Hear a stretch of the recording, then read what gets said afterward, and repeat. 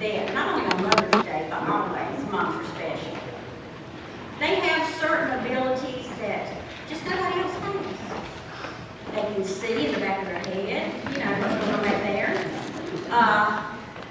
They know when we're hurting, they know when we're lonely or sad, and they know when we have a boo-boo. And they know the only thing that can actually make it feel better. And I thought, well, to tell you that, what better people to do it than the babies themselves. Mr. Collins?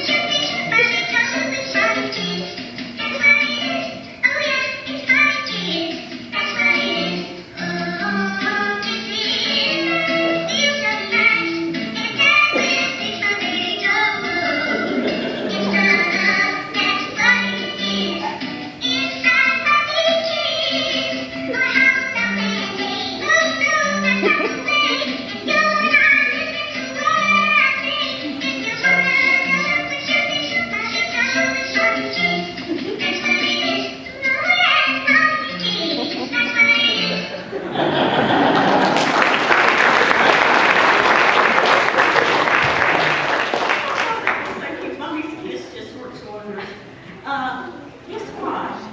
It's not Pastor Wayne, it's me.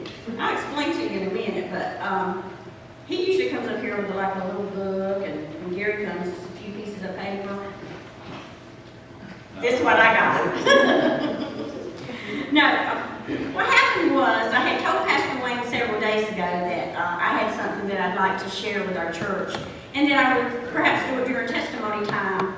And I told him that it may take several minutes because there's just been so much going on lately that's really touched my heart. And he said, being Mother's Day and all, if I would like to share during the message time. So of course I said, yeah, thanks so much. He seemed very pleased with himself, and he was just happy at all my gratitude. And I began to think that he thought that was going to take the place of a Mother's Day gift. But you're still taking me out to lunch, and just want to get that out of the way. Friday, we took Lindsay to Richmond County to spend Mother's Day with her mom. And that's where she should be on a day like today. In a few weeks, when school's out, she'll be moving back home with her family and hoping to get accepted in a special early college high school program. She'll find out sometime in June.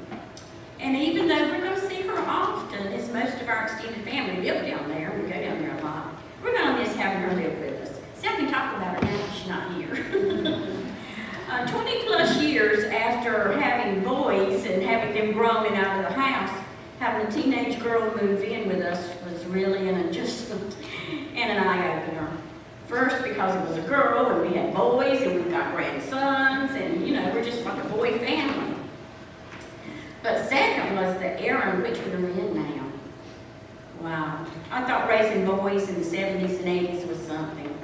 But you parents, raising kids in this very open, social media, progressive thinking generation, you really have your hands full, and your wisdom is tested, I know.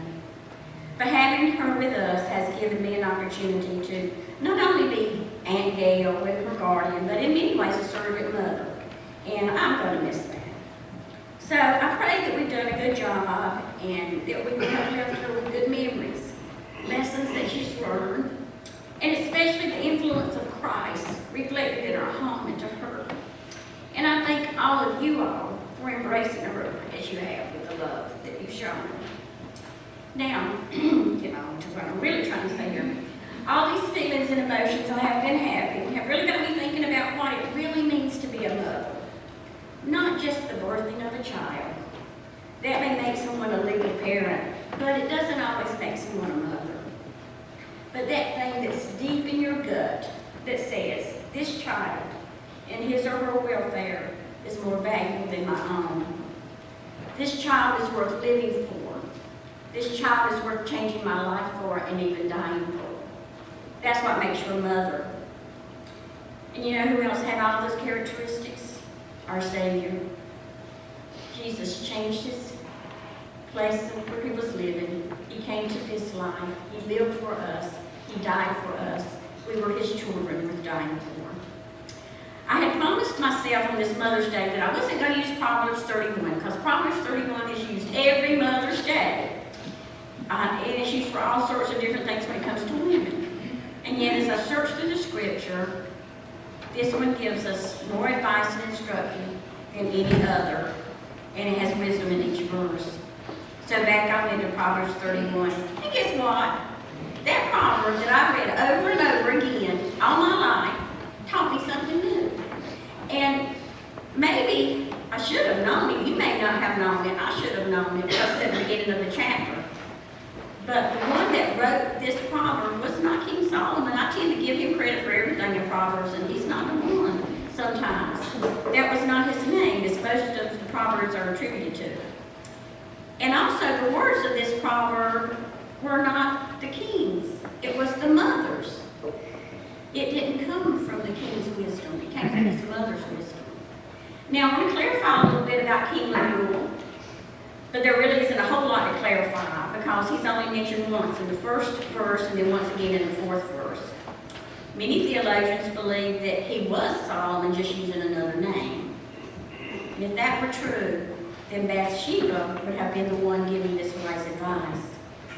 But other Bible scholars believe Lemuel was another name for King Hezekiah, and still others believe that he could have just been some other wise Arab king at that time. But what we do know for sure is that that particular name, Lemuel, is not listed among the kings of Israel. Well, whoever this guy was, he was a wise man to listen to his mom and have all her words written down so that all these years later we could gain wisdom from it.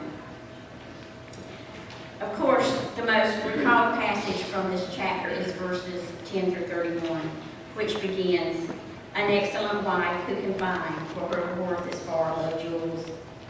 Then it goes on to tell us what a hardworking, virtuous woman that she is, how she takes care of her family and runs her household and business, how everyone thinks well of her, and that gives her husband a good name and a good reputation too. It also tells us that her children will rise up and call her blessed.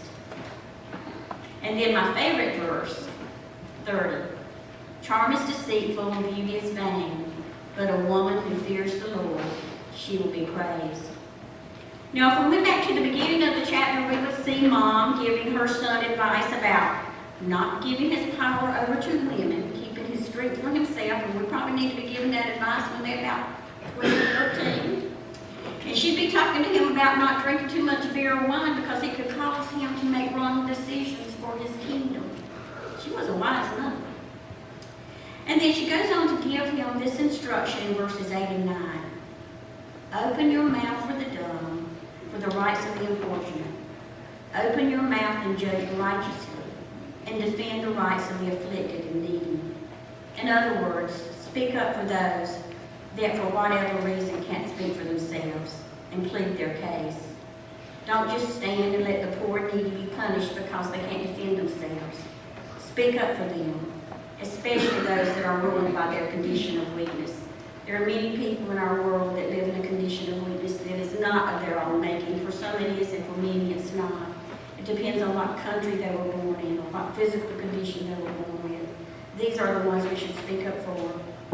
The king's duty was to righteously uphold the case of the helpless in both physical and material crisis. In essence, the king extended the compassion of God. But now listen to what the king's mother says about the excellent wife in verse 20. She extends her hands to the poor, and she stretches out her hands to the needy. It sounds like this excellent wife is also one that extends the compassion of God. And I do believe that it all goes back to verse 30. But a woman who fears the Lord, she shall be praised. A deep, reverential, awestruck fear of God of His majesty, His sovereignty, and His mighty power will create in you a heart of service and compassion. It will create a mother's heart. So our theme today is Portrait of a Mother. Now, there's this Norman Rockwell painting, and if I describe it, if I'm good at describing it, you all may remember, you older people, you younger probably won't, might not even know who Norman Rockwell is, but he was a great American artist that drew a lot of hometown, small town things, painted them. And there's this painting of a large family seated around a dining table filled with food. Everyone is smiling and happy, and a sweet-looking, gray-haired lady is about to set a large, delicious turkey on the table. Do any of you recall that picture? I recall seeing it growing up so many times. And when I would see that picture on a magazine or hanging on a wall, I thought, wow, that's the ideal family with the ideal mother serving them. Because see, in my house, it was wonderful. It was full of love. It was wild and crazy. We had 6 kids, 3 cousins that lived with us, and we was just hoping to get a biscuit at the end of the meal.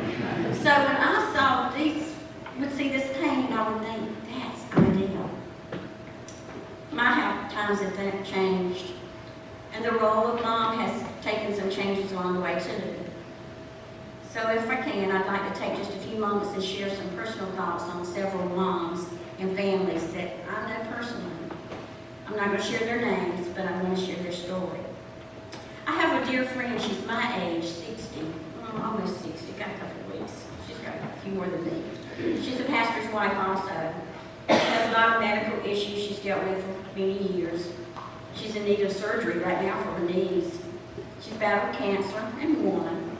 There's always that nagging thought of will it reoccur. She's also a grandma to 8 precious grandchildren and is about to become mom to an 18-month-old. Yeah, that's right, a mom. Soon the adoption papers will be filed to make her and her husband the legal parents. It's a sad but necessary step that has to be taken to ensure the security, safety, and well-being of this child. Even with all her physical weakness, she is one of the strongest women I know, and she's one of the wisest.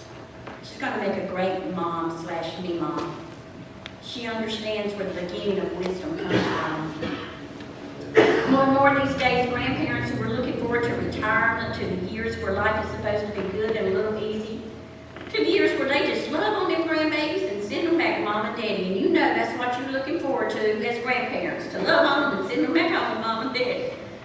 Well, many of them are finding that extra room in the house is now becoming a nursery. That little extra money that would go for savings or special vacation is now going for diapers or school supplies, children's clothes or toys.